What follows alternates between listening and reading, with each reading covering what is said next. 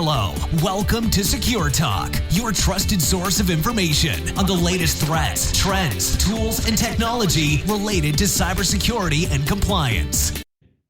Hello, everybody. Welcome to Secure Talk. My name is Mark Schreiner, and I'll be your host for this episode of Secure Talk. Today, we're going to be talking to Danny Rittman, who's the CTO at GBT Technologies, has a tremendous amount of experience in the security or cybersecurity space, actually has a PhD in computer science. So I wasn't sure if I was supposed to call him Dr. Rittman, but he told me I could call him Danny, so I appreciate that. We're going to be talking to Danny about some of the flaws with traditional firewalls, some commonly overlooked and unprotected gateways into digital infrastructures, and some of the biggest security risks for businesses as well as consumers at this very moment. But before we do that, just want to say hi to Danny. Danny, how are you today? Good, thank you. Thank you for having me today. My pleasure. I looked at your LinkedIn bio, and it says that you're either based in San Diego or Santa Monica. Is that accurate? Yes, correct. I'm based in San Diego area, and we actually operate from here the R&D activities for the company, for GBT. Wow. So I'm normally based in the Seattle area, Bellevue, Redmond. I'm sure you're familiar with where Microsoft's at there. Oh yeah. Actually, but, I used to station there. Sorry, for many years. I used to consult for high-tech companies there, so I like the area.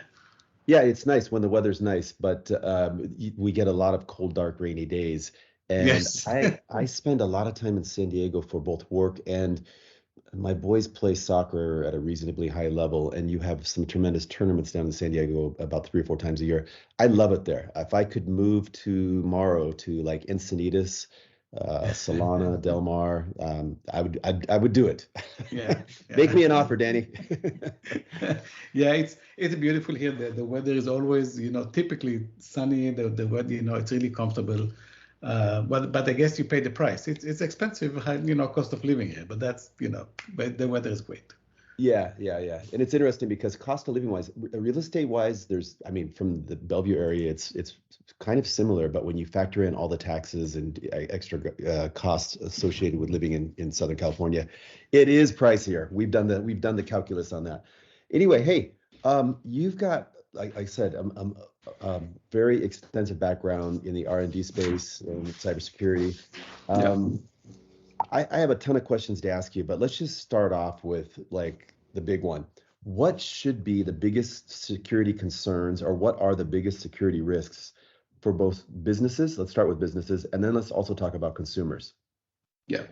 So, the world of cybersecurity, unfortunately, when it comes to, hacking into system is evolving, on a daily basis. Luckily for us, we also, with the good guys providing the, on the fly and real time solutions. Watching the news and what's happened in the cyber world and cyber attacks in the past few years, you can tell that, majority of companies, that basically suffered from cyber attack. Typically, it goes, into database. Okay, I'll just give an example of, a medical insurance company that got hacked in Australia, and the hackers, put a ransomware. The company had 9-point-something millions of patients, and they threaten, if they're not going to get paid, then they're going to leak the data, the personal private data of the patients to the internet. Company debated, although company actually did meet and took all the measure that are typical for security, they still apologized.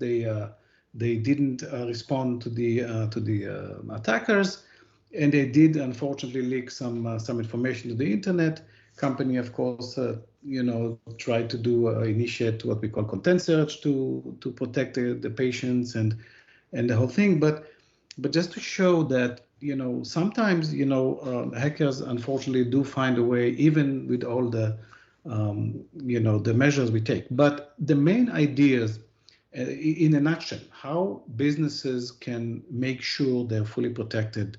There's never going to be fully, but the max they can against cyber attacks. So the first thing is always to remember, to weigh, the cost, how much I'm going to invest in a cybersecurity system versus what type of information I have to protect. But in any case, ultimately companies eventually it boils to the to the budget. How much budget do they have to invest? You can do top-notch everything, or you can do less, and then you got vulnerabilities. So again, I can talk hours about this, but I really cut it short.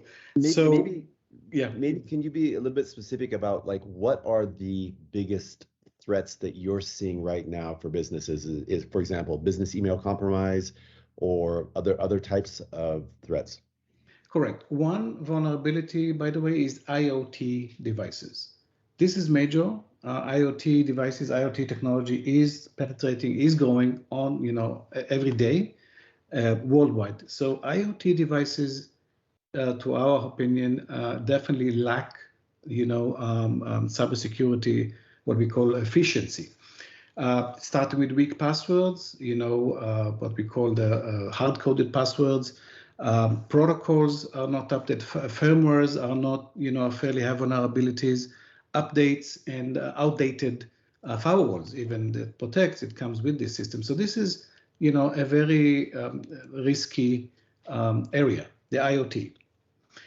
So IoT is, I always say this is the first area to look into. Of course, other areas of vulnerabilities are the typical ones. We're talking about firewalls. And even firewalls, as much as we have, they definitely have also their own vulnerability. If it's lacks passwords, for example, notorious difficulty, it's fairly exposing to exploit attacks. Outdated software of firewalls also can be outdated information. If it's hardware or software, is always a topic need to be addressed by companies.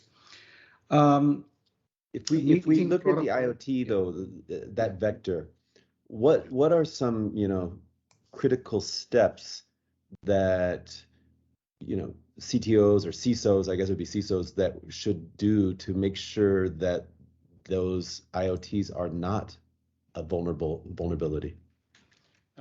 So first of all, updates, firmware updates. Okay. Also, not only the update is a very important thing, not only in IoT, in every device, but especially there. It has to be continuously updated and make sure. Another things is to typical is the poor defaults, we call them. Okay. When I say poor defaults, means weak passwords. Okay. Easy. This gives you easy access to the network, which from there you can go ever. You can hack into a fridge, you can hack into a TV or even a coffee machine if it's an IoT device, and then from there you go further. Okay, so it does give a breach, a door, a gateway to go forward. So updating the firmware, make sure that the defaults are being changed. Okay, it means passwords, protocols, network protocols themselves. Okay, network protocols themselves are also typically offer fairly weakness on that, because even there we actually get access. Once we get access, then we are inside. So again, just a typical by talking about password again. Many IoT devices come with the default hard-coded password. I don't know, password 123 or admin, extremely vulnerable. So more issues that can be exploited by hackers is basically the services and open ports. That's on the hardware side. Okay, an attack against, for example, device can start on open ports that are not protected, and this can be done protected by hardware or by software. You can see, by the way, many of the big companies that are making, for example, routers. Don't want to say names here, but many of the major ones offer today firewall, not only firewall, offer a security system starting at the router level itself, a combination of hardware and software. So starting at the router level with some cybersecurity measure, and then after that, of course, all your devices, if you have computers, if you have laptops, if you have IoT devices, all these have to be protected on top. In this way, you just by doing this, you created at least few layers of cybersecurity, make things much harder to attack. Outdated software, I mentioned. Lack of encryption, by the way, that's something that we found in in many of IoT devices. Encryption. I always say decryption is something that is a must today. And not only with network, typical computer networks, wireless network. Wireless, that's very important to do also here. You have lots of wireless system like the LoRa. It's called the LoRa one. It's a network that is very common for IoT devices, and they do actually have encryption, but definitely can be improved there. Because even network encryption today, there are tools to actually decrypt or to find the keys, key exchanges, so etc. So we always stress the idea of encryption, lack of a robust encryption. Continue talking. Yeah, please. Well, I want to stop for a second because when we talk about IoT devices, obviously for businesses or any kind of organization, this is a concern, but it's also a concern for consumers. Absolutely. And you mentioned the coffee pots, the refrigerators, the garage door openers, and all of those are potential vectors. And you also provided some suggestions for protecting those vectors or preventing them from being attacked. Correct. Most of those measures are relatively sophisticated compared to what a typical homeowner or individual can do on their own. Now, if I'm a typical individual, or maybe I'm a parent and I've got a few kids in my family in my house, what do I do? Well, that's a good point. So one of the options, again, for consumers, especially with those routers or those modems, DSL modems come with hard-coded password, and you can change this password. Of course, they tell you, look, you can just use your browser, put some IP address, go into the setup of the router, and change the default hard-coded password. You could change it, but it is not that trivial for the average user. The best way is if you could put, for example, another, I would say, a wireless router, after your, let's say, DSL, box, that's giving you another level of protection.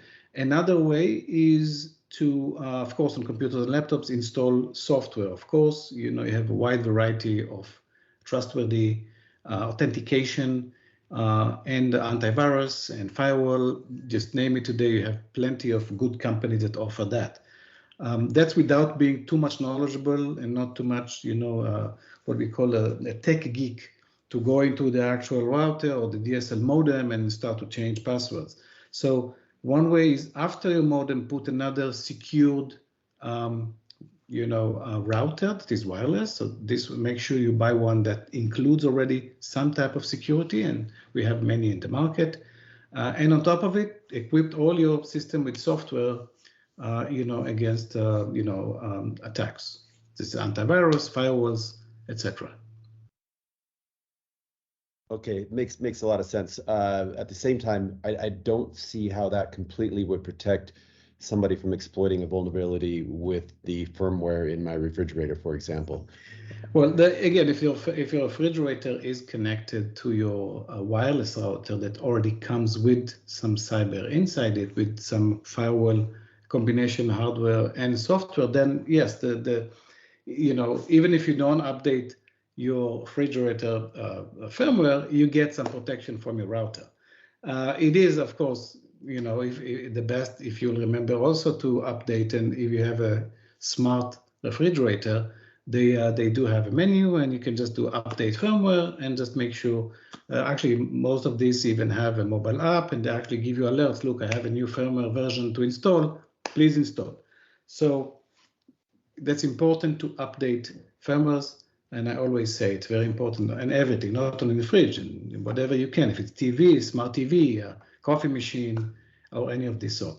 But if you don't want to do, afraid, or people do not want to get this direction, at least put a wireless router after your modem. Make sure the wireless router, when you purchase in the store, includes some type of cybersecurity mechanism already on it. Okay, makes a lot of sense. Hey, I noticed in your brief that it mentions something called radio frequency breaches. and you are able to kind of explain how to combat radio frequency breaches. Could you tell us what a radio frequency breach is, and then of course how do we prepare or combat them? Yeah, sure. Yeah, well, a radio frequency, breaches typically are basically hacking into a wireless network. You get assuming the key for the router, and you can actually get basically in the systems, especially people that are not aware. Companies typically aware, and they have a few layers of mechanism to secure their network. But those who are not aware or do not put too much attention to it, theoretically, someone that near your router and connect to your modem or to your router and have the password in some way, now has access to your laptops, has access to your all the system that are actually connected to your network. And from there, of course, again, depends on the level of protection. This person can actually hack into your laptop, get some data, get some information, etc., etc. Although it's hard if your computer is protected by antivirus and fairly good cyber program, it makes it hard, but it's still doable. So another type of hacking into a wireless system is actually getting a transmission of a radio network. If, as I mentioned one here, IoT device typically are working a few radio network protocols. And although they are encrypted, to our humble opinion, lots of work still can be done in this area. So if hackers get the keys into this data, can decrypt the data, and basically steal some information. So that's two type of wireless related type of hacking. Again, we to avoid as much as we could in here, we always recommend, if it's a radio and wireless encryption, decryption should be paid attention and carefully. We have protocols for that. Minimum 256-bit we recommend, but today we even have more. There are protocols for this that those who are actually doing this technology or making this technology are aware of it, and I'm sure implementing it or will implement as we speak. So that's the major vulnerability that we see. Of course, the typical is infrastructures. Of course, insufficient physical security level here as well, and that can come on the hardware level.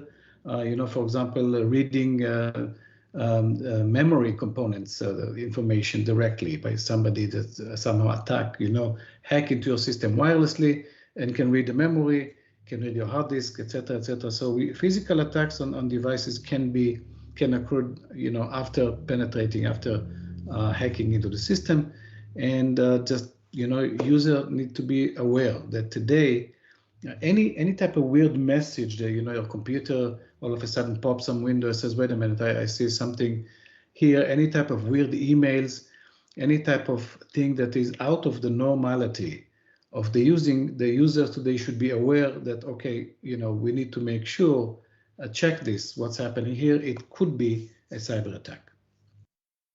Got you. Hey, I'm also looking at your bio, and it says that you've spent a great deal of your career researching and developing new forms of cybersecurity that fill the gaps created by traditional systems and tactics. Can you give a couple examples of that?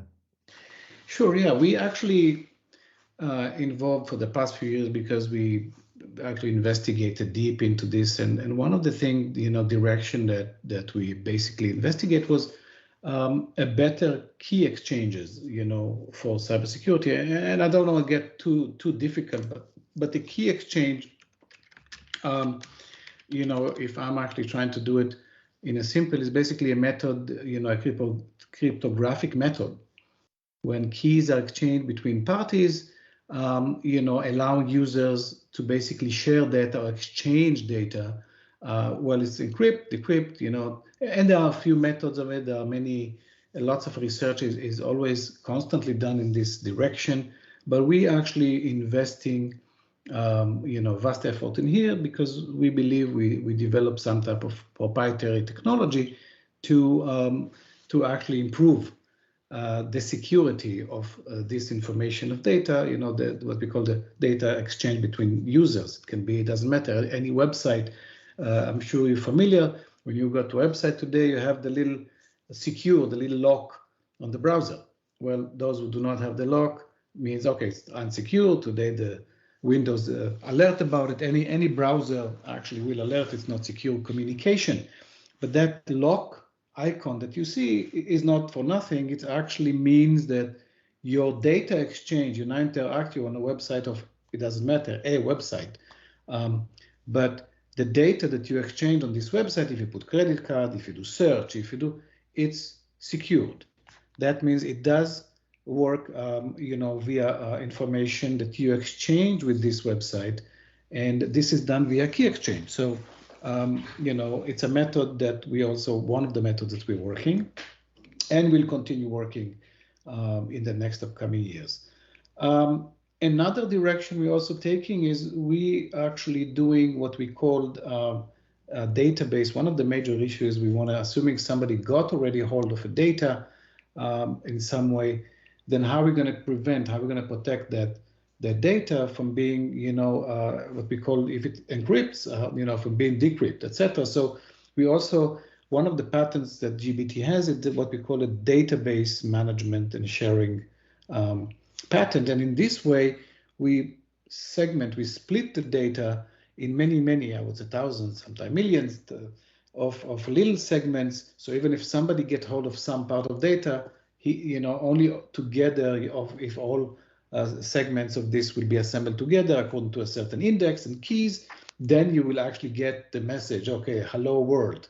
But if somebody hacks or gets only a piece of data, which basically split over many data storage, basically this data is meaningless. So we also work on this way to secure the data itself, very similar to the blockchain that we are familiar with, but this is a bit further on the data side. So data security, exchange of information security, these are the areas we're working on. Excellent. And when you say we, I'm assuming what you're talking about is GBT Technologies? Yes, that's the company, GBT, yes. Yeah, so why don't you tell us a little bit more about what you're actually offering in the marketplace right now? Well, GBT, basically for the past few years, we worked in a vast few domains. One of them is we actually heavily involved. GBT actually was established with the microchip, integrated circuits world. I myself, I worked for many years. I consulted for companies, the major ones, if it's Intel, if it's IBM, so accumulated vast experience in this domain and brought it with me. And GBT is heavily invested into integrated circuits. As you know, the world is currently in a shortage of integrated circuits. It causes issues with manufacturing. With the COVID created a backlog on manufacturing, and we could see it in the past, many months. New cars could not manufacture the same rate because they just didn't have enough microchips to do that, and many others electronics. So, but beside that, GBT, one of the greatest IP that GBT has is we invented a granted patent for a multi-planetary integrated circuit architecture. As microchips typically basically fabricate on a single wafer, what we call a wafer, it's a ingot, it's a circle cut of that on top of it we etch the circuits. Well, GBT invented a technology to actually create microchips on a few planes. So for the simplest, to make things simple, think about a cube. If I can take a 3D cube and put microchip circuits on each side of it, then I just now made a much larger real estate, silicon real estate to create larger chips. Now think that we have bigger multi-planetary shapes. So that's where hectagons or hexagons. So that's where GBT did one of the major patents that we actually got granted, I believe, a year ago, the first one, and we actually got the second one granted as well. And we filed even more because we believe this is the future, especially as we go down on the nanometer side. We go to 7 nanometer, 5, 3, and we're talking about 2 and 1. We believe that multi-planetary shapes to be formed on the silicon can be a whole new game to create microchips of the next generation. So microchip is one of the area we are focused on. Another area is artificial intelligence. We actually created a proof of concept, just some for now, we even put it online. We call it the Hippocrates system, to exchange information with the user, to interact with users via questions and answers mechanism. User can give, look, I have symptoms, I have a headache, I have this, I feel a fever, and the system will interact to try to provide initial advice regarding diagnostics. It's very good for remote locations. It's a desk, okay, system say you may have a pneumonia, you may have a cold or anything like this, and of course refer to further medical professionals, but at least the user can get an initial idea what's going on. It's providing only as an advice, it's not a professional tip, but this is a full artificial intelligence system, a neural network that basically works to learn about the user, about the patient case, and advice, according to reasoning that it actually does. So artificial intelligence, medical apparatus field, microchips, that's the main areas that we are into. Wow, that's a lot, and they're not completely 100% aligned or supplemental, complementary. I mean, to some extent, I should say they can be aligned, but they're not necessarily big overlaps. And if I understand correctly, the technology that you're working for, the chip fabrication or wafer fabrication, is instead of the traditional flat wafer, you're looking at optimizing the surface area by adopting these other shapes, right? Which would allow you to get more circuits per wafer. Am I understanding that correctly? Yes, exactly. That's the case. We especially today, microchips of today need to be huge. We want to put more functionalities. We want to have AI chips. This can be created, a whole monster of, so especially on this and memory, think about memories. We want to make, our patent, our IP offers a technology to basically exponentially increase almost, the capabilities of putting circuits on a chip, on a die. By introducing this multi-planetary approach, so okay, now the same little disk on key that you could have today, you have 256 gigabyte, you could have terabytes of memory, for example, because memory is plain real estate on a chip. Yes, and that's on a die, it's on a wafer. So we believe this is a great breakthrough. We're working hard to try to find partners as we speak to, go into research further. And, we still need to work with manufacturing, see what the best shape to do, but that's according to which process. Every process has its own physics, its own difficulties. Creating a multi-planetary chip in an older process is going to be different than making it in a new process, advanced deep nanometer, let's say 5 nanometer, because they have different physics, different design rules. It's, we even have another patent pending for it that actually recommends the best shape to use according to the process. If you want to make a 7 nanometer chip, maybe it's the best to do it cube. Maybe if you want to do 3 nanometer, maybe hexagon is the best. So, there's lots of work need to be done, but definitely we believe this is the future.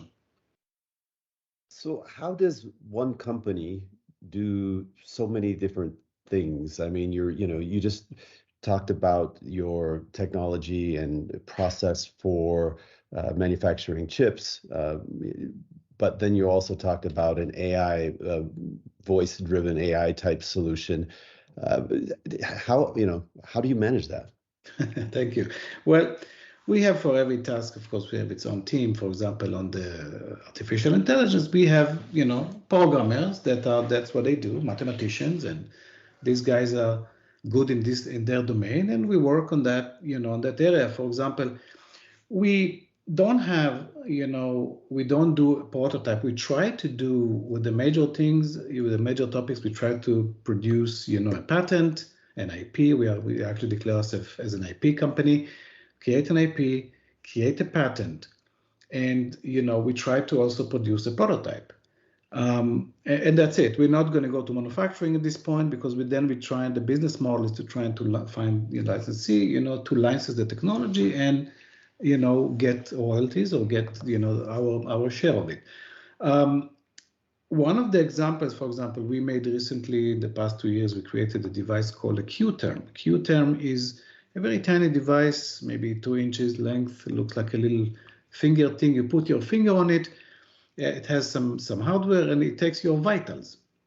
Within 30 seconds or 20 seconds, you get your body temperature, your heart rate, and oxygen in the blood. So, this information is sent to a mobile app. Mobile app, is already equipped to send it later to our AI engine, which is here going to provide analytics and basically what we call a health watcher for the user. So with this type of technology, with the Q-term, we actually created everything and we have a complete package today to license. We have a patent and we have actually a prototype. We took, here the adventure and designed and created a small piece of hardware, and we also built a mobile application and a web interface. So we have a complete package of an IP ready to license, and we are, as we speak, again, we're checking, opportunities, what to do with it. It's great for maybe medical insurances to give to customers, maybe for hospitals, maybe for clinics, maybe to sell it individually on Amazon. With the same with everything. With the microchip, for example, the 3D multiplanetary, we cannot create a prototype because it's costly. But we are looking for that for partners. Okay, we're looking for partners that do have the equipment and they do have the apparatus and everything to work with them to produce, a test chip that is made in this architecture. So, it depends on the project. Yes, we do have a vast amount of projects, but, majority of them we try to reach to what we call an IP package, which is a patent. And if we can afford, we could create a prototype, and then it's something to say, okay, let's monetize it from here by trying to license it. Yeah, I mean, I could imagine some consumer medical device companies that would say, "Hey, this thing looks pretty cool. Let's license it and roll it out." So now I'm starting to understand a little bit more about your business model. In your role as CTO of GBT Technologies, what's your chief security concern? Currently, again, we for the company itself, we are protected. At this point, we don't have a sales or a database that people. We don't have a direct consumers. But the major concern, even with what we have, is always to protect the data that we have. If it's on our servers, if it's on our networks. And we do it by basically utilizing, the top, cyber security technologies. If it's firewalls, if it's encryption, decryption, if it's key exchanges and authentications, we have all this intact. But as I said, luckily, what we protect mainly is the IP that we have on our servers, and these are well protected. So the major concern, as I mentioned, I think at the beginning of the podcast here, is to make sure that we're always up to date with the hardware and software. Make sure to always run a scan. We're always aware we not fall asleep. It's all the time what we are proactive. We're checking and rechecking it again for any type of abnormalities. If it's network, if it's software, if it's pop-ups, anything that we see abnormal, we actually have some automatic mechanisms actually in software that's their job to go and check. And of course, we react. So far, nothing happened. Not too many events that we had. But again, we don't have also a customer base. So that's what we do. We're all the time on the watch. We're all the time on the guard, and we're proactive with our cybersecurity measures.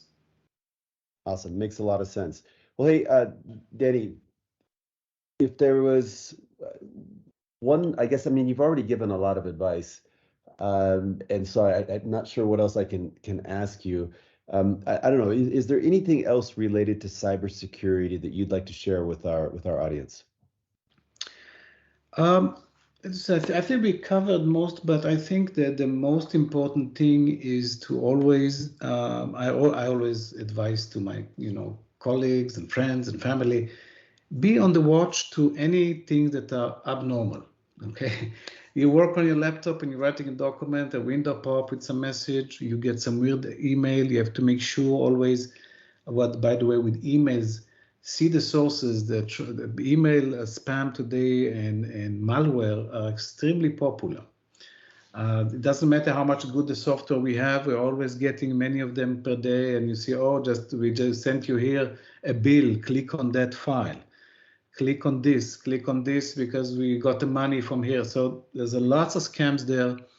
I always advise to make sure to see, what is the source of that email. Okay, that's the first thing. Don't click on things just like, oh, wait a minute, I need to open this document. I want to see what that link takes me. Always think before you click, I call it. Think and look and carefully evaluate emails for their content, for links, for suspicious things. Always install on your machines cybersecurity, antiviruses and firewalls that are very easy available today. They can actually save you from many ahead of time. But even if they don't sometimes, because things get sophisticated, careful with your clicks. Make sure you update and be aware and be aware to, as I said, aware to abnormalities, weird emails, weird pop-ups, weird messages from your system, because this may be a possible cyber attack. Yeah, I like that. TBYC, think before you click, or CWTC, which was, click with, Yes. I forget, what did you say that was? Think before you click and be aware to abnormalities, to any things that out of the ordinary happen in your system. So, okay, and there's plenty of them today. All this phishing and all this spam and all these scams are flooded via emails. That's a good example. Hey, last couple questions, and I want to switch tracks and go over to like the business side, because I mean, one part of security, as you mentioned, a big part of your security posture is concerned with protecting your IP. But sometimes, I mean, when you're out looking at licensing deals or potential investors, or even potential customers, you're exposing your IP to them, and you could have a patent in place, but that doesn't prevent somebody else from copying your idea and going to market with it. And then the burden comes back to you, as you know, to prove that they infringed upon your patent. And at that point, it's could involve a rather lengthy and expensive legal process. So what are some best practices? I mean, it sounds like you've been doing this for a while. What are the best, what way, how do you protect your IP when you're out there having, business conversations with potential partners, customers, investors? And that's a good point. Actually, it's a good point. So yes, it is tricky, because even, by the way, the patent by nature by itself is, we got patent granted. Well, the patent is in processing, you're fairly protected until it's published. Then it's exposed to the whole world, and later on, of course, especially if it's granted, then everybody can see it. So, it is hard, of course, when we present, we typically do the typical legal thing. You have a strong NDAs intact, provided by attorneys. So we make sure we have at least all the legal procedures and protocols intact, make sure we both sign and all good. And then we provide, the enough information to show the strength of our technology, the strength of our IP. But, we don't go into details. Like, for example, here we discussed one of the things is the key exchange thing. Okay, I provide you with a concept, which is a common knowledge. You can Google it and find everything on it. But I don't provide details to the level of the bolts and, etc. So, and parts and bolts. So we make sure to be cautious as much as we can, of course. Even patents, by definition, eventually disclose everything. And, that's probably the best we could do, just try to be wise by disclosing what we can disclose, by protecting by all the legality side, and providing the exact necessary information to show the strength of our IP, but not going into details to enable others to actually duplicate what we do. Yeah, that's interesting. That's some good advice and real world experience. I've had discussions with lawyers and VC partners and also other founders. And it's interesting because most of them will agree that the patent, while it sounds nice, doesn't give you, all the protection that you think it would. I guess one of the common approaches is what you mentioned, is just make sure you have a very strong NDA in place. At the same time, I've had conversations with VCs that say we don't sign NDAs because we see hundreds of deals a week, and we're not going to sign something that's going to exclude us from investing in something similar to to what you disclosed to us. So it's really an interesting kind of conversation and strategy. And I guess it also comes back to, you have to trust the people that you're talking to. But when it comes to business, who can you trust? It's a funny thing. Yeah, it's a wild world. I mean, we can always do so much. We do have to disclose. As I say, the best is just don't file any patent and just keep it in your warehouse. Keep it on your servers and tell no one about it. But we still believe in the system, and we believe that patent does provide a good amount of protection. We do have our own, by the way, software tool that goes search. We do periodic search in case something similar is done in this domain. We check into it and we make sure and ensure that nothing relate to our IP. That's the main thing that the company have. We consider ourselves an IP company to start with. And of course, in major projects that we can afford, we also actually develop prototypes and move forward. But we periodically check, to see that, our IP is not infringed.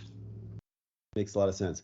Well, hey, Danny, I've enjoyed this conversation, and again, I'm totally envious of where you're living. If I'm down in the San Diego area, I might Thank you. ring your doorbell and try to get you out for a cup of coffee or something. Absolutely, we'll be glad to.